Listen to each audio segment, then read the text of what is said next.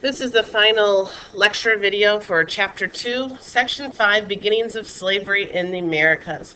So far we have talked about the discovery and the exploration of the New World and some motivations for colonists moving to the New World.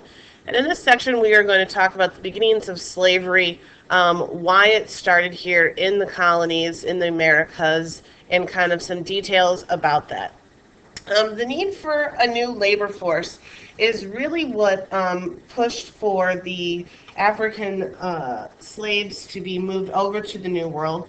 Originally, we have talked about how natives were the ones who were enslaved, but there were a lot of European diseases such as measles, smallpox, and typhus that had been running wild in Europe, and so most Europeans had developed immunity to these diseases and weren't really that devastating to the population there. They obviously brought these to the Americas, and those natives who had never encountered those diseases obviously had no immunity to them. So Europeans had developed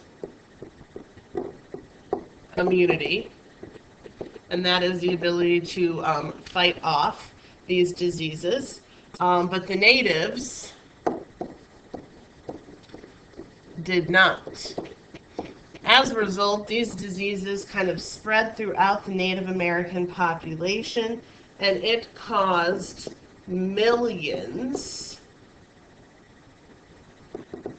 of natives to die. And your book gave several examples. In one area, over a million natives in an area that was reduced to like 500. They think 10 million Native Americans lived north of Mexico. That was wiped down to 1 million. So we are talking about a devastating effect. As a whole, probably up to more than 2/3 of the population are going to be wiped out. That's going to be worse than the Black Plague that hit Europe in the 14th century, and it's really going to wreak havoc on the population of the natives. And as a result, that's really not going. The Native Americans are not going to be a good labor source, and they really needed slaves, or they needed labor to work on the plantations. And if those Native Americans are not going to serve that purpose, they are going to have to look elsewhere. And they are going to look to Africa for a source of labor. Plantation agriculture, we're going to talk about Spain relied on a large number of laborers for sugar plantations. Again, those plantations are very large farms. You don't have tractors, you don't have modern technology, so there's labor required to go out and plant and to also harvest your crop. Sugar plantation was very big in certain part of the Americas, in the Caribbean or southern part. Tobacco is also going to be a very big cash crop, or a crop that will produce a great deal of money. That is going to need many, many laborers. We're going to see quite a bit of tobacco being grown in the southern part of the United States eventually as well. And so as a result, Spain is going to legalize the slave trade, and they are going to begin bringing slaves to the New World, thus starting the slave trade.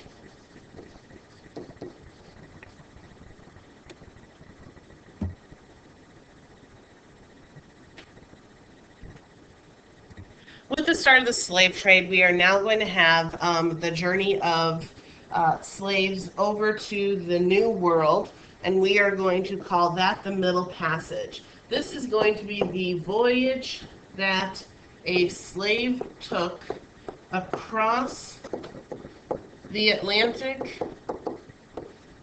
Ocean um, to the Americas. And it was a very terrible and very difficult journey for slaves to make. They originally were captured in Africa. If they were on the inner part of the continent, they were then marched to the coast where they were chained as part of the process.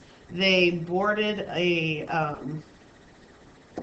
and they were brought to the coast.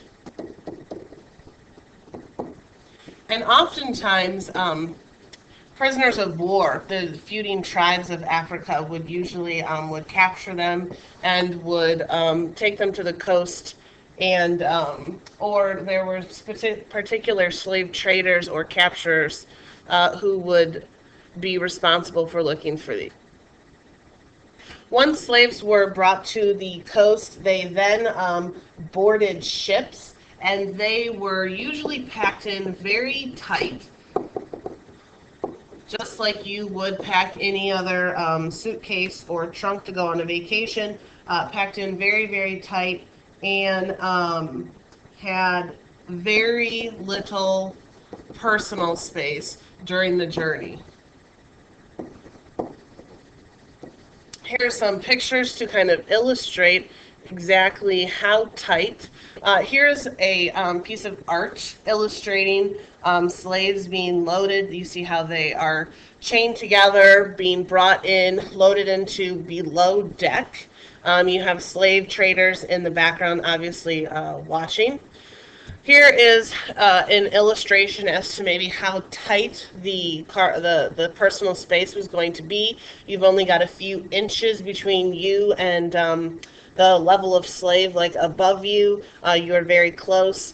Oftentimes, if someone were to pass away or die during a journey, it may be a day or two, especially if there's going to be stormy weather, before they could be removed. Also, slaves were only brought up possibly once a day for fresh air and for exercise. If it was not storming, if it was storming, then they would obviously have to stay below. It would get very hot. It would get very suffocating in there. If slaves were not allowed to move, then any human byproduct that they may have, they're simply just going to have to go to the bathroom and where they were, and they would obviously lay in it. So you can imagine the stench and how hot and how difficult that would have been during the process. Another famous illustration as to how tight of quarters. This is a map of a ship and how they would just pack those slaves in as best as possible, because really the slave traders are trying to increase the amount of profit that they are going to make, and so the more slaves that they could get over to the New World to sell, then that means profit for them. So they really had no disregard for the care of those slaves. This is going to lead to the African diaspora. The definition of a diaspora is the scattering of people. So this is going to be the scattering of Africans all over the Americas.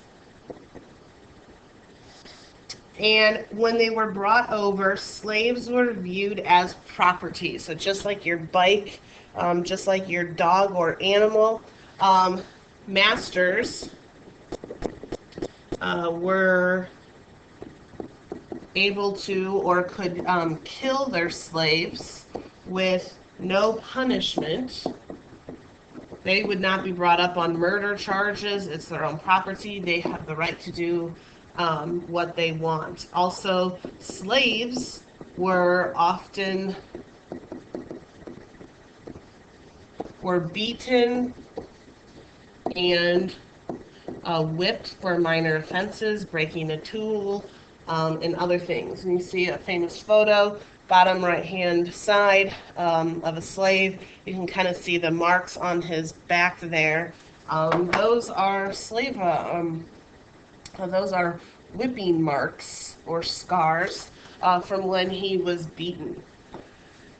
With the amount of slaves brought over to the New World, that's going to actually lead to a unique slave culture that will develop for them. Being torn apart from their real families over in Africa will lead them to create the family unit here. There are going to be more males than females, because that male is going to be more helpful to you on the plantation for hard labor and things like that. And so they weren't allowed to marry, but they're still going to form groups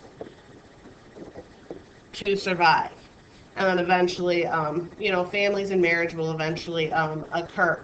They're going to develop a very unique religion. It is going to be mostly Christian, but it will include several slave or African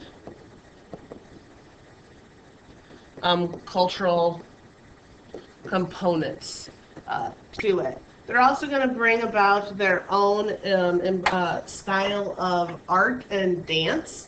Dancing was very important.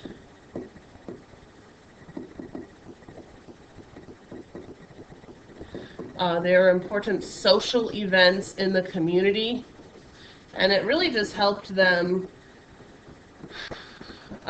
just adjust and deal with the very difficult lifestyle that they had as slaves on plantations. This last picture is a very important map that kind of illustrates the amount of slaves that were brought over in the New World. This first map that we take a look at from 1451 to 1600, you've got here the source of slaves. They were brought over to Europe, and some were beginning to come over to the Americas. The thickness of the line represents the amount of slaves. So in 1451 to 1600, we see the start of the slave trade, but we don't see a huge volume. Then we're going to skip down here, and you can see that a majority or more slaves are being brought over to the Americas. You see that the lines are getting thicker, and a majority of them are being brought to the Caribbean area or to the plantations of South America. 1701 to 1810 is going to be the height of the slave trade. You see very, very thick lines of slaves being brought over to the New World. Again, a majority of them are going into the Americas and into South Americas, but we do see the start of slave trade, of slaves being sold into the United States. And then in the 1800s, the slave trade will still exist, even though it starts to die out as far as legalization is concerned in Europe. You still see some thicker lines going into those areas. You see a very slight thin line going into the United States. The slave trade actually had been outlawed, like the selling of slaves, the bringing in of new slaves from Africa to the United States. But slaves will still be brought in as part of the black market or brought in illegally. But the United States by that time largely had a self-sufficient population, so that it was able to maintain on its own and didn't really need new slaves to be brought in as a workforce.